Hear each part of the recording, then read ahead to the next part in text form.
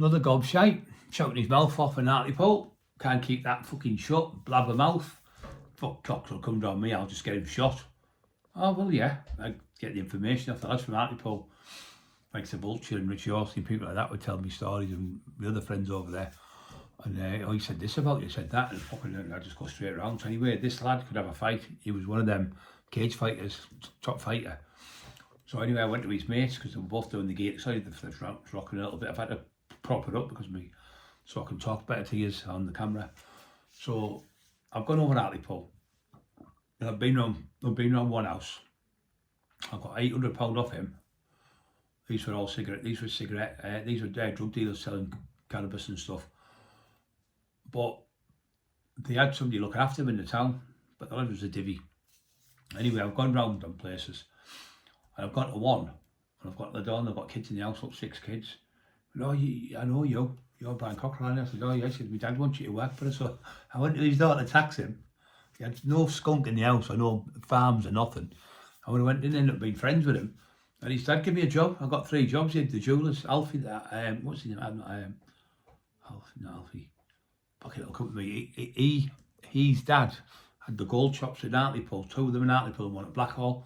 So I used to go in, I'd go in and put a couple of security posters up because people would snatch the gold when they're looking at it and run off with it, young lads and that.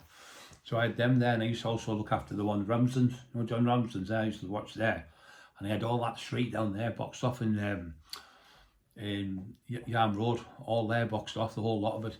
So I had all them. So I used to have security all over. I had another place I used to do it. I used to have it in Portrack Lane, where Portrack is, on the other side, not on the right side, as you're coming up, on the left. And they had one there. It was an engineering unit. He used to go around. He used to do cables, and in the cables were £20,000 by the optic fibres. He would go into prisons and put cameras up, and he'd do them for the council. So I looked after him, and he paid me every month.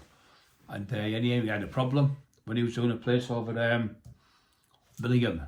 They lift the drains out. It's like a drain, but it's like a long thing for all the pipes that go in, for like the electric and stuff. So they'd put it in there and they'd pull up with this cable, the other cable. Anyway, the pinch these look like, like when you put cotton on a bob. They were like that, but big massive ones. You've seen them, haven't you? Like the big massive ones on the docks and that. And sometimes they have wire around, but these were optic fibres. They're £20,000 for one of them big bobbins, but as big as this table I'm sat at. Anyway, the fucking kids, I took it and pinched the JCB. So I got the JCB back. It was one of the travellers who fucking pinched it. I got the JCB, honest, got it back to him. Because what they do with the JCBs and the stuff like that, and the pinch pigs and all sorts, big. We went to one woman's, maybe Bobby, one was called Billy and one was called Bobby, the sheep. 20 grand a piece. These big fucking rams. Fucking huge they were. This was up there, Stokesley, just past Stokesley, as you got to Stokesley. The lady was like a dead posh, rich, she rides horses and she's in horse shows, jumping shows and all that stuff.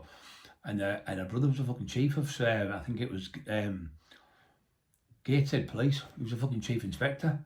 And he said, oh, the cockerels will look after you, he's a good lad.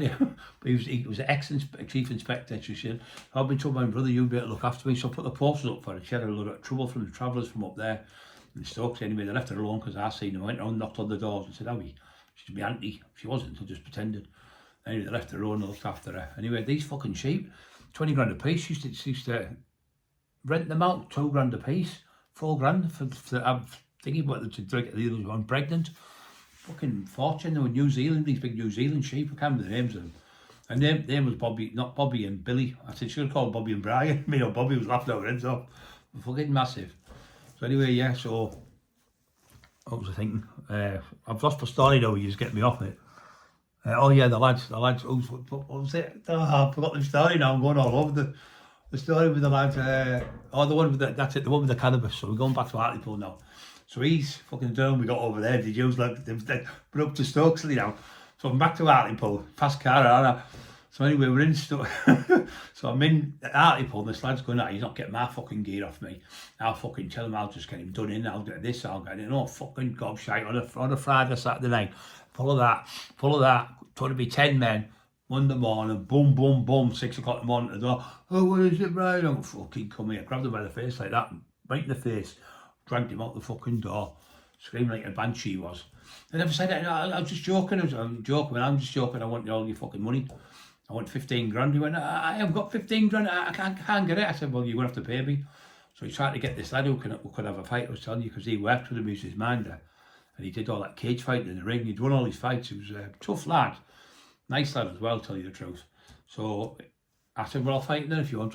So anyway, they never come off. What happened is the lad met me in Hartlepool, in the town centre, and he gave me a lump of money to leave me alone. It wasn't that. It was only, I got a couple of grand off him. He said he's sorry what he said, and he said you deserved the money because he shouldn't have been opening his fucking mouth. So he gave me 2 grand. Not 2 grand, fucking 2 grand. So I said, he's not feeling 2 grand now then, is he? So just another little story in a day. Keep your mouth shut, gobshites, and then I wouldn't be at your door. That's what, and nearly all of them, because of what, I'm going to get him, and I think, great, because when they tell me they're going to get someone, when I get there, I phone the lad and say, is that you, John? It's Brian Cockrell. There's a lad here saying he's going to get you to beat me up. Put him on the fucking phone, you say, pay him the money. And that's how I used to get more decks that way. It was brilliant. So the little story. Sorry I was all over there. Don't forget to push the like buttons, guys. Love yous all.